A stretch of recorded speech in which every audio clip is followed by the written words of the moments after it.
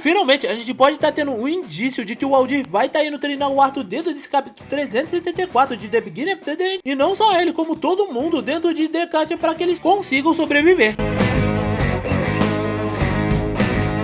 E aí galera, beleza? Quem falou? Galera, desculpa ter demorado pra trazer o conteúdo de The Beginning of the End, pelo menos da 9 pra vocês, mas eu tava resolvendo algumas coisas e eu vou estar fazendo o máximo possível pra que vocês fiquem por dentro de tudo que rolou nos capítulos passados. E só lembrando, o que eu vou estar fazendo aqui é apenas estar falando sobre os pontos principais que rolaram dentro desses últimos capítulos de The Beginning of the End. E pra lembrar vocês que esse vídeo vai estar contendo spoiler, e caso você queira prosseguir, prossiga por sua própria conta e risco. Mas agora começando com o início, depois que a gente viu que o Arthur finalmente botou vários daqueles soldados alacrianos pra correr, a gente teve que ver a galera decidindo pra onde que eles iam dali em diante, o que fez com que eles tivessem que colocar em votação pra saber se eles iam pra Shiros ou pra Cidade dos Anões, com a gente vendo que logo depois eles optaram por ir pra Cidade dos Anões. E pra que eles chegassem lá, é aí que a gente viu que eles foram até o deserto pra que fosse mais rápido, o que fez com que a gente visse que logo depois, durante todo esse processo de caminhada, a Ellie tivesse uma boa relação com o Regis, que contou várias histórias de como foi a situação deles dois dentro de Alacria, claro, deixando boa parte das coisas que eles tinham passado omitida, até que logo depois a gente vê o próprio Art dando a lança do Tássio pro Byron, já que eles iam ter que ficar mais fortes daqui em diante. E no começo a gente até vê que o Byron tava meio relutante, só que logo depois de uma breve reflexão o cara acaba aceitando por perceber que esse seria o melhor caminho para ele ficar mais forte. A gente vendo que logo depois eles conseguiram chegar próximo da Cidade dos Anões, e como se não fosse o suficiente, é aí que a gente vê uma bela de uma mitagem, um combo entre as lanças e o Arthur para poder liberar toda aquela cidade dos soldados alacrianos, o que fez eu pensar que provavelmente seria uma mitagem por capítulo de agora em diante do Arthur. Só que por eu ter pensado em tudo isso, foi aí que a gente viu que no capítulo seguinte a Kaera já estava sendo o alvo de toda essa situação dentro de Alacria, já que após o Arthur e as lanças conseguirem tomar a Cidade dos Anões, é aí que os soldados alacrianos acabam voltando com o rabo entre as pernas pra dentro de Alacria, soltando todo o BO que tinha rolado dentro de Alacria, além de dar a descrição da pessoa que tinha surrado eles daquela maneira. Fora que a situação não tava nada boa pra Kaera, principalmente porque ela tinha sido confinada, e depois de tudo que rolou dentro do Victoriard, depois que o Arthur fugiu, com a gente vendo também que logo depois os caras estavam cogitando meio que anular o status de um dos seus membros mais importantes, simplesmente pelo fato do cara ter o Prota como seu aliado, o que foi rapidamente negado pelo retentor da série, que acabou chegando pra poder tirar a Kaera dali. E além disso, foi nesse capítulo que a gente também acabou vendo que a Kaera conseguiu juntar o quebra-cabeça, percebendo que o Arthur era uma das partes mais importantes, provavelmente do exército de Kantianos, já que pelo fato de eles terem dado uma boa descrição de como era a pessoa que tinha botado os membros do exército alacriano pra correr, foi aí que ela conseguiu ligar os pontos, percebendo que o Arthur tava nesse rolê, o que encerrou o capítulo 372 de The Beginning of the End. E agora passando pro capítulo 373, acabou não rolando muita coisa de importante dentro desse capítulo, só que agora a gente viu que o Arthur tinha que meio que ser um mediador dentro desse local, principalmente porque agora que ele voltou, a galera já tava vendo ele como um líder, e como se isso não fosse suficiente, o cara tava com medo de se aproximar da sua mãe, principalmente por várias coisas que tinham acontecido, e pra que ele conseguisse se reaproximar da sua família, foi aí que a gente viu que a Ellie teve que dar o primeiro passo pra conseguir conciliar com seu irmão, fazendo com que logo depois a gente visse que o Prota finalmente parece ter conseguido começar a enxergar a Mana através do éter, com uma simples ajuda que a Sylvie e a Ellie acabaram dando pra ele, desse modo encerrando o capítulo 373 de The Beginning of the End. E agora, pra começar esse capítulo 374 da novel de The Beginning of the End, a gente já vai pra Efeltos, vendo o enterro do Tassi, que tava rolando com vários Asuras e diversos clãs que tinham aparecido pra prestar homenagem ao cara, fora as respostas que o clã Planteão tinha conseguido, porque àquela altura do campeonato ninguém ainda sabia como é que o Tassi tinha ido de base, fazendo com que várias das raças dos Asuras tivessem aparecido ali, como por exemplo o clã Ecleia, que era da raça dos Leviatãs, o clã Mapélia, que era basicamente um bando de ninfas no local, o clã Grounds, e isso eu não tenho certeza se é assim que se pronuncia ou se esse é o nome do clã, galera, mas esse é o clã dos Titãs, que aliás mais pra frente a gente vai ver um deles conversando com o Aldir. E pra dar continuidade, a gente também tem os Silvos, que eu não consegui saber quem eles são ou que forma eles poderiam ter, e caso alguém ache, deixa aí nos comentários. O clã Fênix, que pelo nome já dá pra ter uma noção, e aliás era um dos clãs que não tava nem um pouco feliz em ter que comparecer nessa reunião. E prosseguindo agora, a gente tem os Avignes, que eu também não consegui saber uma descrição dos caras nesse momento, mas eles foram os responsáveis por